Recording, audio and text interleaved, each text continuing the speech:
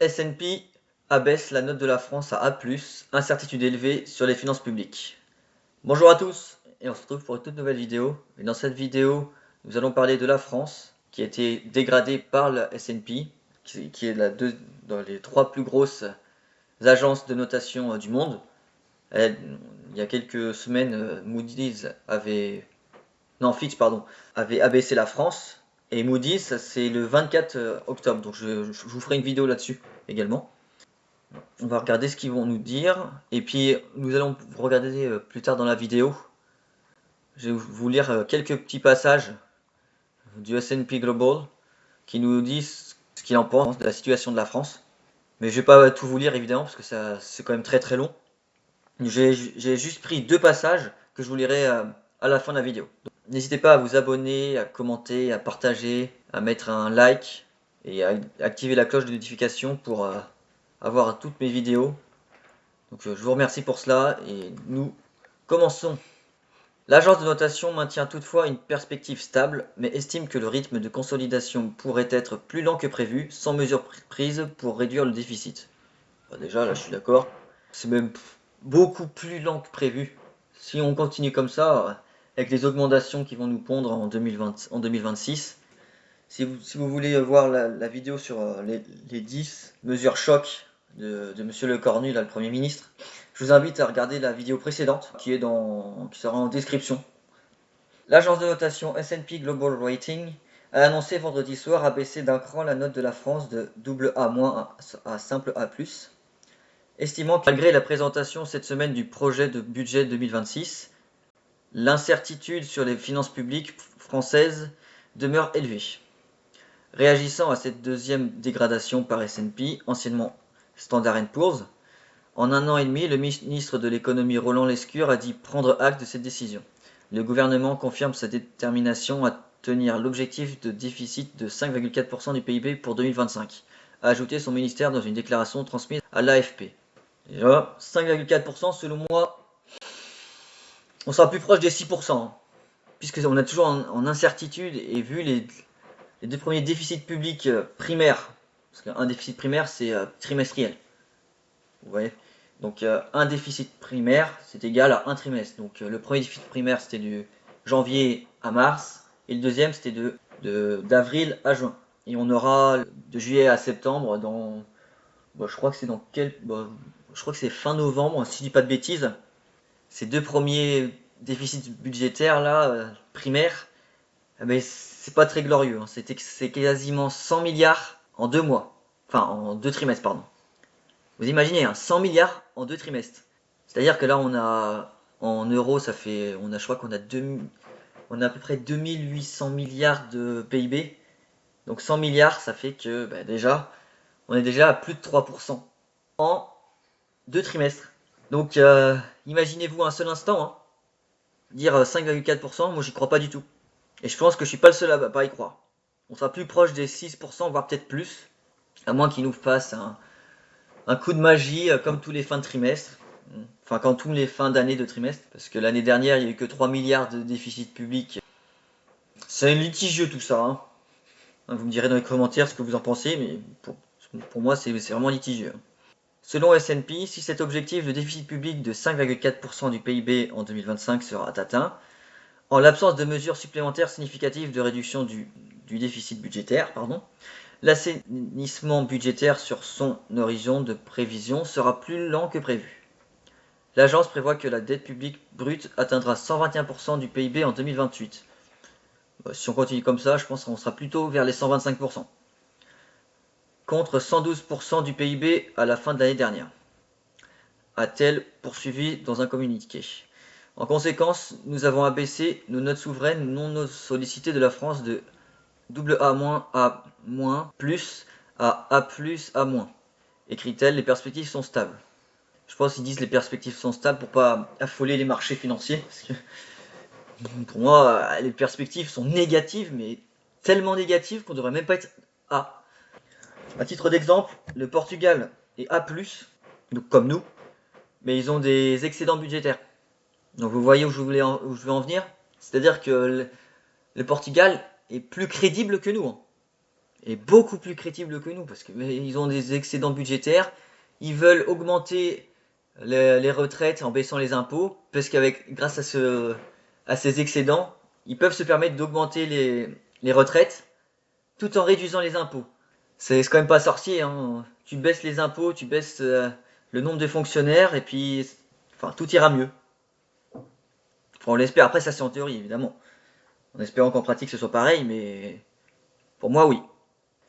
Objectif, un déficit public sous 3% du PIB en 2029. Pour 2026, le gouvernement a déposé ce mardi 14 octobre un projet de budget qui vise à accélérer la réduction du déficit public à 4,7% du PIB tout en préservant la croissance. Alors qu'il n'y aura pas du tout de croissance, puisqu'ils veulent augmenter les impôts pour tous, c'est-à-dire ils vont geler les barèmes des impôts, et ceux qui étaient par exemple à 100 ou 200 euros à une tranche, bah, ils passeront à la tranche supérieure, donc automatiquement ils paieront plus d'impôts. C'est inadmissible de voir ça. Hein, pour faire des économies, allez-vous. Hein, ça me gonfle ces gens. Vous pouvez pas savoir comment ça m'énerve. C'est tellement débile ce qu'ils font. Pour moi, ils le font exprès, hein. Parce qu'à ce rythme-là, ils veulent tout le temps augmenter les impôts alors qu'on est le premier du monde. C'est ça qui est fou. On est les premiers du monde. Mais non, on n'est pas assez taxés. Il s'agit d'une étape clé qui nous permettra de respecter l'engagement de la France à ramener le déficit public sous 3% du PIB en 2029, a ajouté Bercy. Il est désormais de la responsabilité collective du gouvernement et du Parlement de parvenir à l'adoption d'un budget qui s'inscrit dans ce cadre avant la fin de l'année 2025, selon la même source. Cette nouvelle dégradation de la note de la France intervient alors que la décision de l'agence Moody's est attendue le 24 octobre. Et oui, comme ce que je vous disais, hein, normalement le S&P c'était le dernier, parce qu'il nous avait déjà fait en mois de juillet, si je dis pas de bêtises, juin-juillet, je sais plus. Et en théorie, ça devait être au mois de novembre. Mais vu la gravité de la situation de la France, ils l'ont fait avant. Et Moody's, ça sera là dans 4 jours, donc ça sera vendredi. Là où je tourne cette vidéo, où nous sommes le 20 octobre. Elle a lieu un mois après que l'agence de notation Fitch a abaissé la note souveraine de la France à A+, sanctionnant le pays pour son instabilité politique persistante et les incertitudes budgétaires. Les agences comme Fitch, Moody's et S&P Global Rating classent la qualité de crédit des États, soit leur capacité de remboursement de leurs dettes de AAA, la meilleure note, à D, défaut de paiement. Les dégradations de notes par les agences sont redoutées par les pays car elles peuvent se traduire par un alourdissement de leurs intérêts. Ben oui, mais si le pays est bien, là ils ont un bon budget, il n'y a pas trop d'impôts, pas trop de taxes, pas trop... Enfin, il en faut des normes, mais il y a des normes qui servent à rien. Pas trop de fonctionnaires administratifs, et qui voient leur croissance accroître et être en excédent budgétaire. Moi, je vois aucun. Ces pays-là, ils ne redoutent pas du tout les agences de notation. Mais la France, si. Parce qu'ils savent très bien qu'ils sont en roue libre. Ils font du grand n'importe quoi ce qu'ils font. Ceux payés par la France pour rembourser sa dette sont estimés à environ 55 milliards. Vous imaginez, hein, 55 milliards d'intérêts. Et c'est pas fini, hein. Parce que 55 milliards d'intérêts, c'est actuellement. Mais vu que la France, là, elle fait tout pour sombrer encore plus, dans ces prochaines semaines, mois, voire années, c'est possible que les intérêts de la dette augmentent significativement. Alors que depuis la dissolution de l'Assemblée nationale en juin 2024, la dette française se négocie déjà à un taux bien plus coûteux que la dette allemande, à peu près 0,8 points. En tombant à A+, chez S&P, la France se retrouve au niveau de l'Espagne, du Japon, du Portugal et de la Chine. Ouais, comme ce que je vous disais. On est au niveau du Portugal, alors que le Portugal, s'ils continuent comme ça, ils vont passer à AA-, double A+, voire peut-être triple A ces prochaines années, hein. S'ils continuent avec leur croissance et la diminution des impôts, hein. Donc nous verrons cela dans ces prochaines années. Maintenant, je vais vous lire 2 passages. S&P Global Rating prévoit une croissance économique réelle cette année de 0,7% avec une reprise modérée en 2026. Moi, je pense que avec les impôts qu'ils vont nous mettre si ça passe, il n'y aura pas de reprise, hein. Les consommateurs et les entreprises épargnant davantage et dépensant moins avant d'éventuelles augmentations d'impôts. Mais le problème, c'est qu'est-ce qu'ils vont faire, le gouvernement? Ils vont taxer sur les épargnants. Et oui, bah, l'assurance vie, le livret A, ces choses-là, ben, ils vont augmenter les impôts parce ils sont tellement dans ce mode, il faut taxer, taxer, taxer, taxer, taxer, toujours taxer. Mais tout le monde, hein, taxer tout le monde. Parce que évidemment, taxer les riches, ça sert à rien. Parce que dans tous les cas, tu taxes les riches, tu taxes tout le monde. On a bien vu, hein. Ils gèlent les barèmes, c'est-à-dire bah, ceux qui avaient, je sais pas moi, je dis un exemple.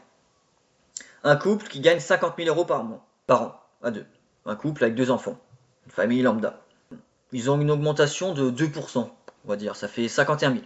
Et que le barème était à 50 500, mais puisqu'ils veulent geler le barème des impôts, bah, ça serait au final 50 500. Par exemple, ça serait la tranche 4. Moi, je dis un exemple parce que je ne connais pas les tranches.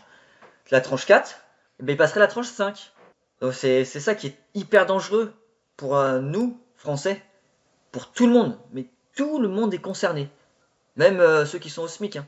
Parce que ils sont dans l'objectif de taxer toujours plus. Hein, ça va être quoi la prochaine taxe qu'ils vont nous pondre? Les risques supplémentaires qui pèsent sur nos prévisions de croissance sont considérables, notamment compte tenu de la possibilité d'une répercussion des coûts d'emprunt public plus élevés sur le coût du financement du reste de l'économie française. Profil institutionnel et économique. L'instabilité politique entrave les progrès dans la consolidation des finances publiques françaises. La France connaît sa plus grave instabilité politique depuis la fondation de la Ve République en 1958. S&P, il le marque, hein. C'est la première phrase. Hein, c'est pas n'importe quoi ce qu'on vit actuellement, c'est historique. Hein. Et j'espère que les gouvernements, que ceux qui nous ont mis dans la mouise, vont être jugés et condamnés. Depuis mai 2022, le président Emmanuel Macron est confronté à deux parlements sans majorité absolue et à une fragmentation politique croissante, entraînant le renouvellement de 6 premiers ministres en 3 ans. Ça fait une moyenne d'un premier ministre tous les 6 mois. C'est un par semestre, en moyenne. C'est là où tu vois que la France est presque perdue. Parce que je dirais pas qu'elle est perdue. On peut encore le faire. C'est compliqué maintenant parce qu'on est tellement bas. Pour remonter la pente, ça va être chaud. C'est sans précédent car le système de vote majoritaire à 2 tours pour les élections législatives est conçu pour favoriser des majorités larges et stables en éliminant les petits partis au premier tour et en encourageant le vote stratégique au second. De plus, même si des élections parlementaires anticipées devaient être convoquées et produire une majorité claire à l'Assemblée nationale, rien ne garantit que cela faciliterait la mise en place d'un plan crédible de consolidation budgétaire à moyen terme ou la mise en œuvre de réformes économiques. La proximité des élections présidentielles de 2027 jette le doute sur la capacité d'une telle stratégie à être mise en œuvre de manière cohérente ou sur la capacité de la France à atteindre de manière réaliste son objectif de déficit budgétaire de 3% du PIB d'ici 2029. Son objectif de déficit budgétaire de 3% du PIB d'ici 2029. Je vois ça, déjà, c'est n'importe quoi. Vous savez pourquoi? Parce que 3%, c'est-à-dire moins 3%. Mais moi, je serais président, mais mon objectif, ça serait qu'on serait en excédent, en fait. C'est pas parce que c'est 3%, ah c'est bon, on est à 3%, c'est génial. Mais non! Il faut qu'on soit en excédent budgétaire. Je comprends pas. Vraiment là, dites-moi dans les commentaires ce que vous en pensez. Hein. Franchement, là, ce dernier passage, là, l'objectif de la France, c'est que le déficit budgétaire soit de 3%. Il n'y a pas d'ambition, mais on le voit bien. Hein. La France est de moins en moins productive, mais normal, parce qu'on prône l'assistanat. Quelqu'un qui travaille au SMIC gagne un peu plus qu'une personne qui ne travaille pas. C'est quand même fou, hein, parce qu'avec tout ce qui est aide, allocation familiale, allocation chômage, aide pour de l'entrée, de Noël, etc. Ça, pour moi, ça devrait jamais exister. Parce que ça produit une caste parasite de la France qui ne veulent pas travailler et qui sont sur le dos des gens honnêtes qui travaillent. Je vous remercie d'avoir regardé la vidéo. N'hésitez pas à liker, partager, à commenter et à vous abonner. Si vous le souhaitez, il y a mon lien de Giro. Si vous voulez fuir ce communisme ambiant français, commencer à être libre financièrement, vous pouvez investir grâce à mon lien. Évidemment, ce n'est pas un conseil d'investissement, parce que ça comporte des risques, bien évidemment. Mais c'est ce que je ferai. Merci beaucoup, et bonne journée ou bonne soirée. Au revoir.